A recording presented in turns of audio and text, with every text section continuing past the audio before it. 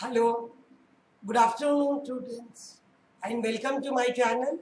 So, I hope all of you are seeing my videos and you are liking my videos. So, please subscribe my channel and help me to bring up more videos to you, more content to you, and make you better managers. Right? So, today with this, we'll start with the next very important topic of planning. Here I am teaching you how to plan. By following this process, trust me, all of you will be able to.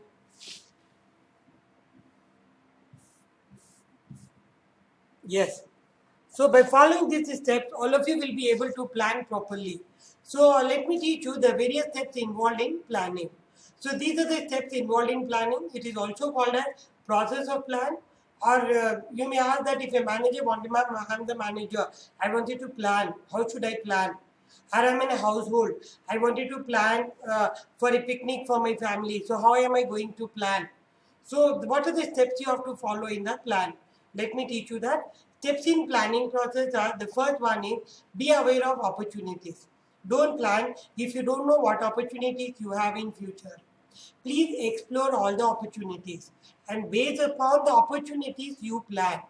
So I told you just in the last class that as a manager, you should understand your internal capabilities as well as you should know your external environment. And external environment may give you opportunities or may give you threat. If they are offering you opportunities, you will be aware of it. So please identify opportunities. That's the first step you should know. What is the opportunity you have?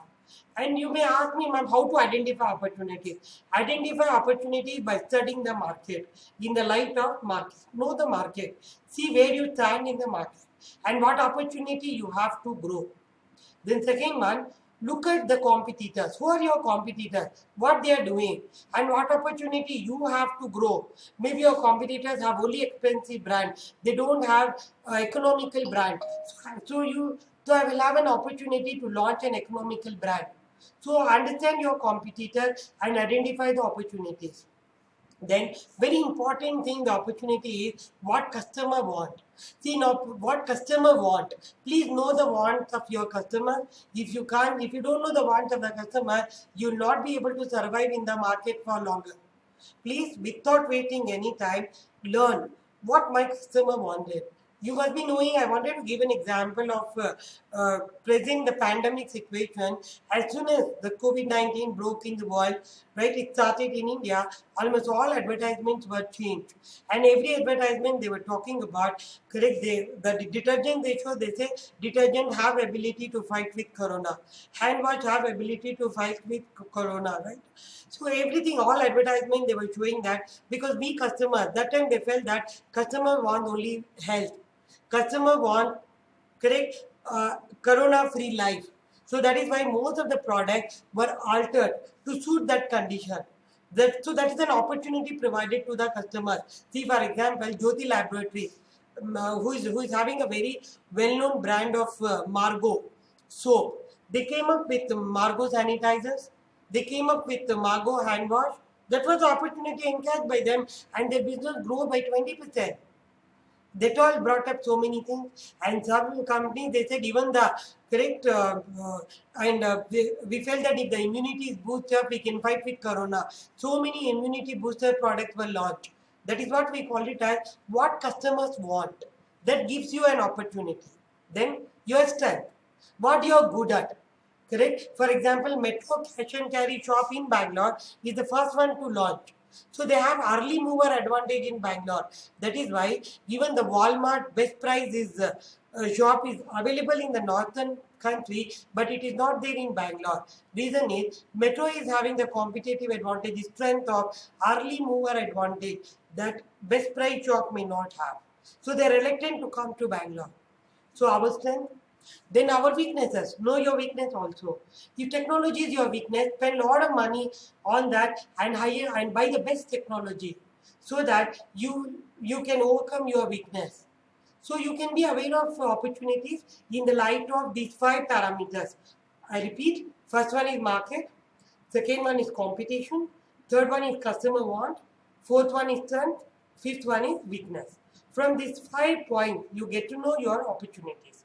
Once you are aware of it, then based on the opportunity, plan your business. So I have an opportunity now. The COVID. Let me take you an example of pandemic only. So now pandemic time. So people want immune boosters. People want element which fights with corona. They want sanitizers, they want hand washes. Those were the opportunities. Based on that, if your objectives are goal. For example, Marjoti Laboratory set objective for themselves, yes, next 1 month, my sanitizer should be out in the market and it should be best of its quality. Being a Margo, being established as one of the best brand to fight with arsen or to fight with various types of bacteria, launching sanitizer and hand wash was easy for them. So this is objective for them. Objective is all about setting. Objective is all about where we want to be and what we want to do and when to accomplish. Your goal should have a time. Your goal should tell you what you have to do, and your goal should tell you what you want to do and correct where you want to do.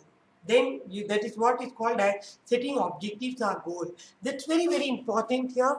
So once your objectives are ready, then you go to the next step. That is the third step, considering the planning premises.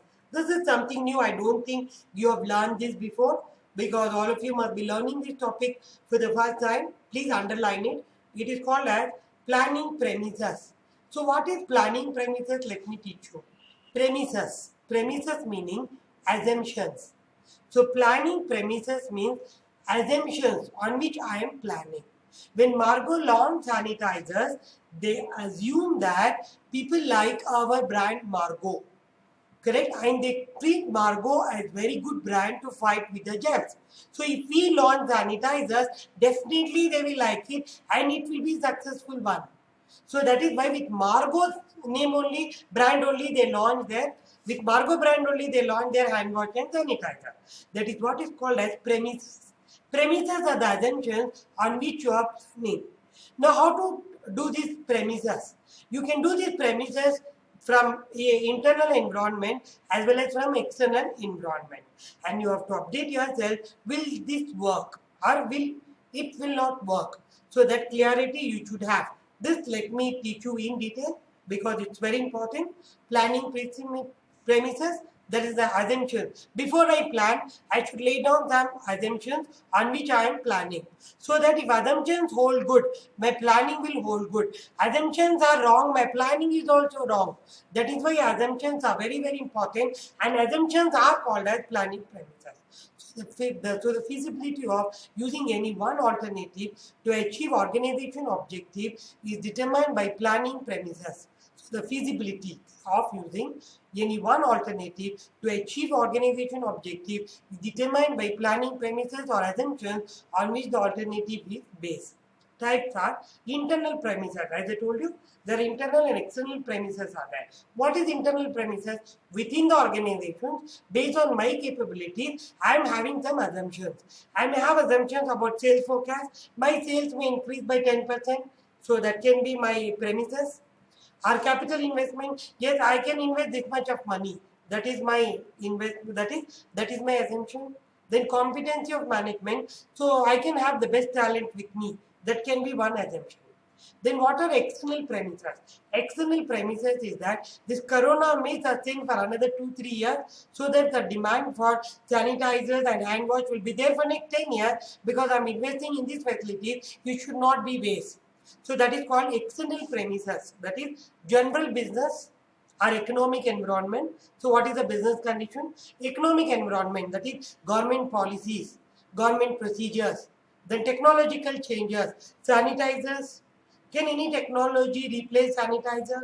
Can any one technology replace hand wash? I should be aware of that, because I should think if it is there, then investing in that is feasible or this is feasible, I have to check. Then government policies, regulations, think about that, right? The next you have tangible premises. Tangible means you can feel, correct? Tangible is something you can touch, see. You can touch and see. Element is there, then it is called as tangible. Intangible is you can only feel. You can't touch and see. So it is called as intangible.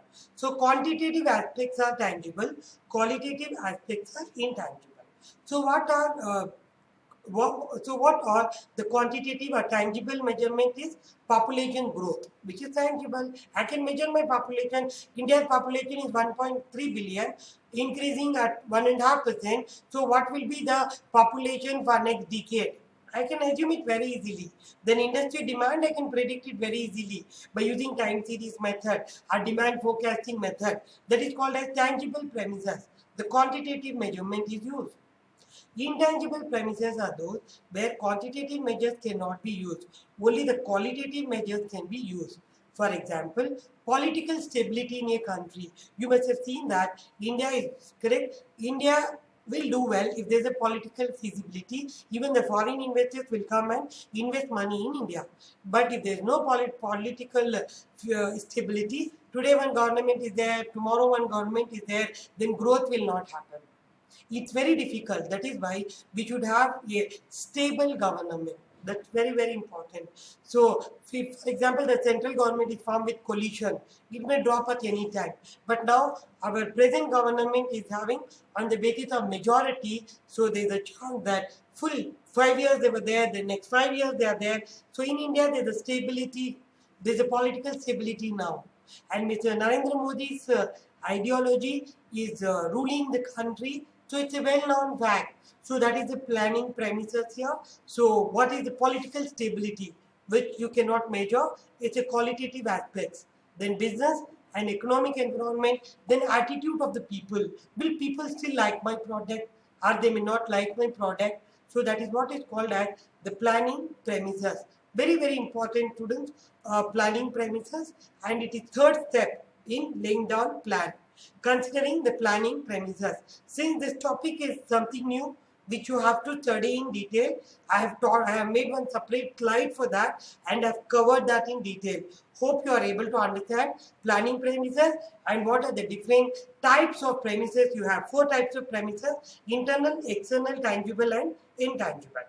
So once my premises are ready, then I can move ahead with my fourth step in planning, that is called as identifying alternatives. I am quite clear now.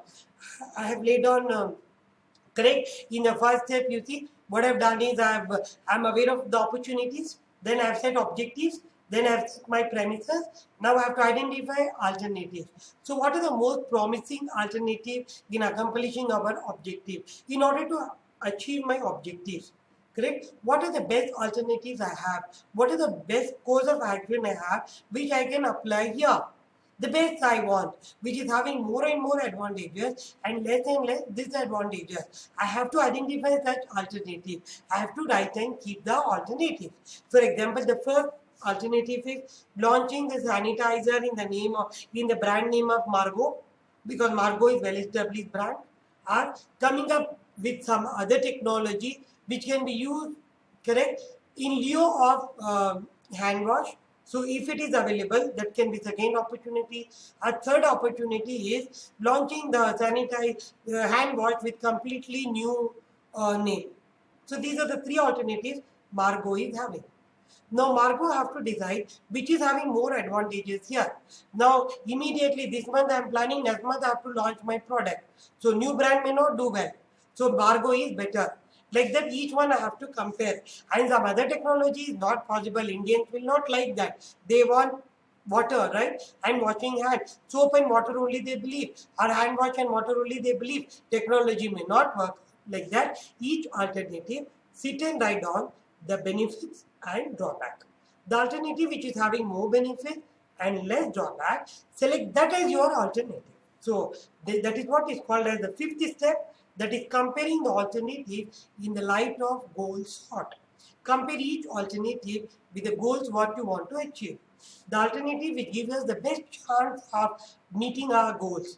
The alternative which is quite successful one, which is having the more chances, more probability of getting success and having the less cost and also having the high profit. You should select as your course of action to achieve your objective.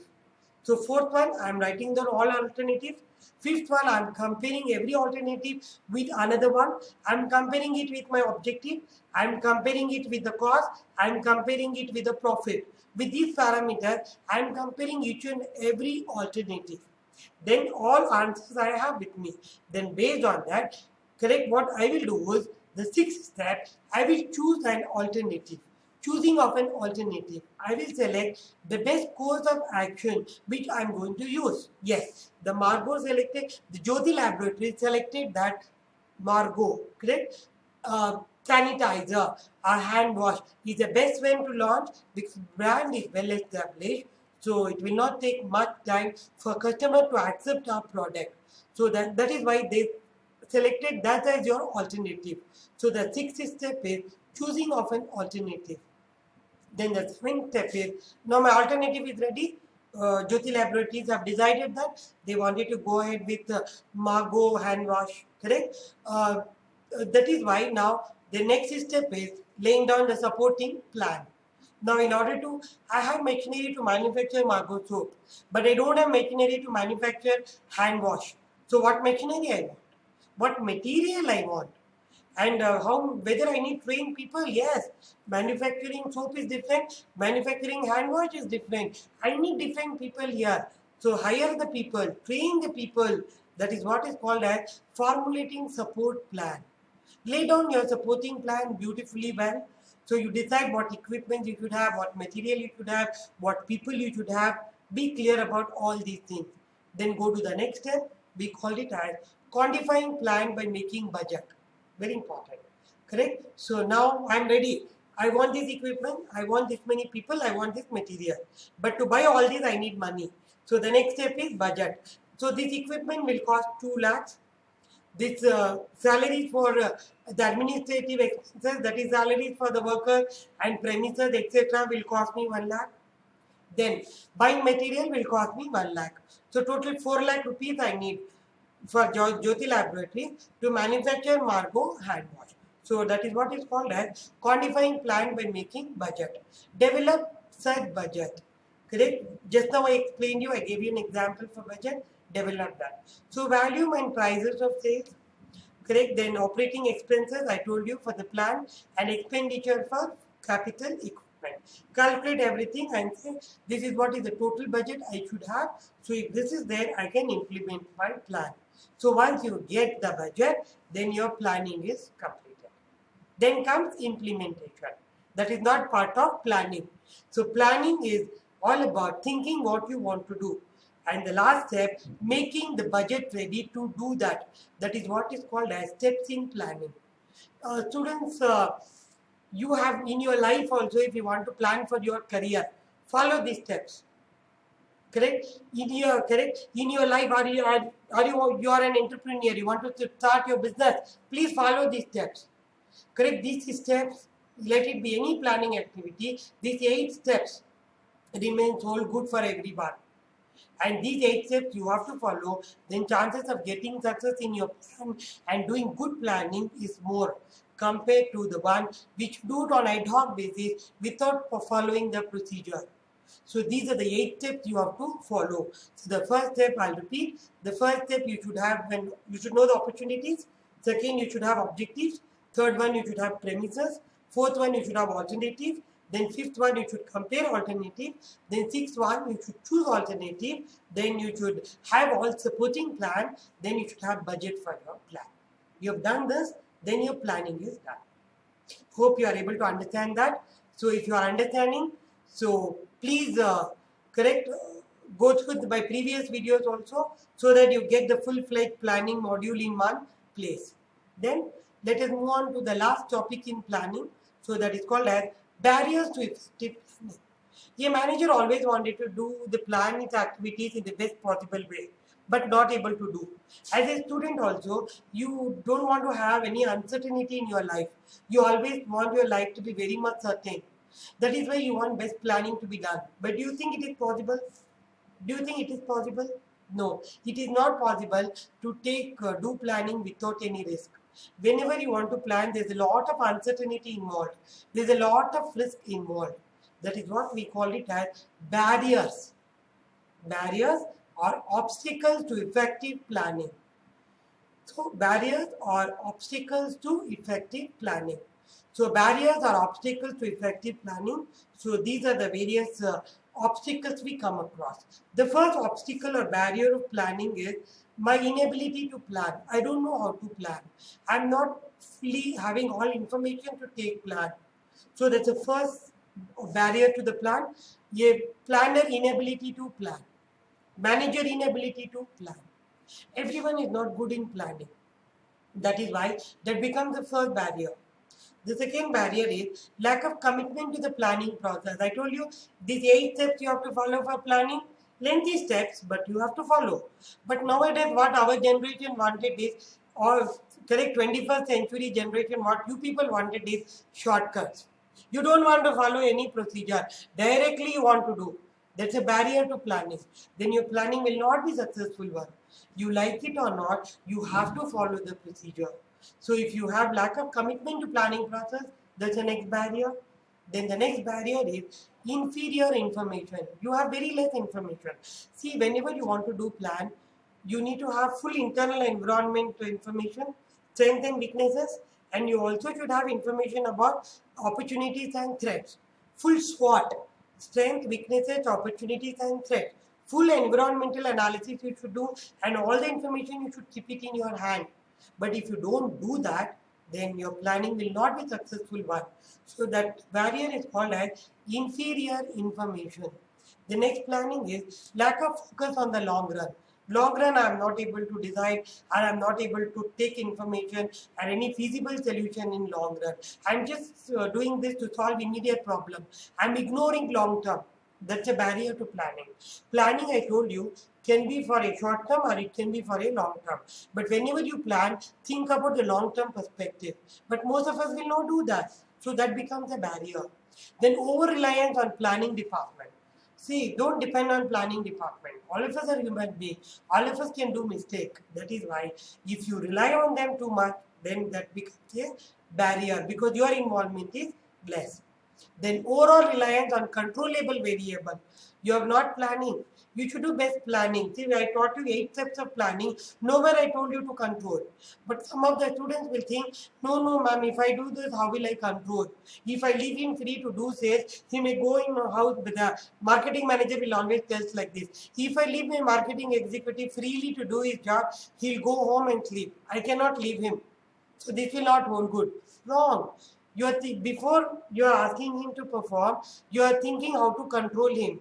Then you are not able to give him autonomy to perform, and the performance will not be the best. So the next barrier here is, rather than planning, you start focusing on control. How to control? So that creates a problem or barrier in effective planning. Yes, students, the question which you have to answer here is, barriers to effective planning are various problems involved in planning, are various correct the various hurdles involved in planning. So these are the 6 hurdles or barriers what you have to speak here. Yes, that ends the topic planning. Hope you are able to understand this topic very well. So you are with me. Any doubts you have, please write down in the comment box, or anything you wanted to talk about my class, please write down in the comment box. I'll be waiting to see your comments. Then yes, we have come to the end of today's session. So take care, and please don't forget to subscribe to my channel, Dr. Noor Firdaus channel. Please subscribe today itself. Then share my videos, correct? Then like my videos. That note, let me end the class today. So then next class we'll be talking about objectives and MBO technique. Till then, take care.